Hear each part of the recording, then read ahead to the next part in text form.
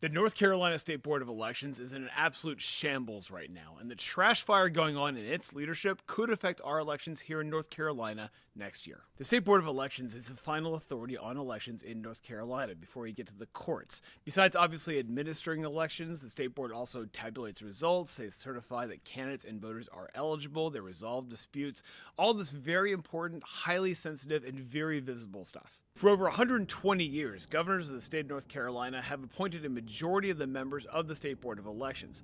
But in the last few days of 2024, after they lost their supermajority in that year's elections, Republicans in our legislature passed a bill that transferred that authority away from the governor and gave it to Republican office holders instead. The very first thing the new Republican majority on our State Board of Elections did was to fire its longtime leader, Karen Brinson Bell, and replace her with this guy, Sam Hayes. Now, Sam Hayes has no experience whatsoever in elections administration, but he's a longtime partisan staffer for Republican leaders in the legislature. He's the kind of guy who takes orders and doesn't ask questions. Then they hired Dallas Woodhouse, the former director of the North Carolina Republican Party, who was forced to step down after a huge bribery scandal. Since then, they've hired multiple other Republican partisan staff recruited directly from the legislature. These are the guys now administering elections in North Carolina. With more career staff being replaced by partisan ones, the elections office is taking on a much more partisan language in its public releases, which is obviously incredibly inappropriate and undermines trust that North Carolina's elections will be fair. Now, of course, the big question here is how will this actually affect elections in North Carolina? And the answer is it's not good news.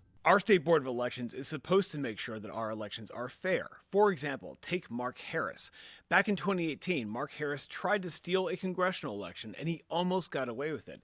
The only reason that Mark Harris did not steal a congressional seat is because the State Board of Elections stopped him and ordered a new election, and Mark Harris had to slink off in disgrace. Or take Jefferson Griffin. He almost got away with overturning an election and stealing a seat on our state Supreme Court, and North Carolina's own court system failed to stop him.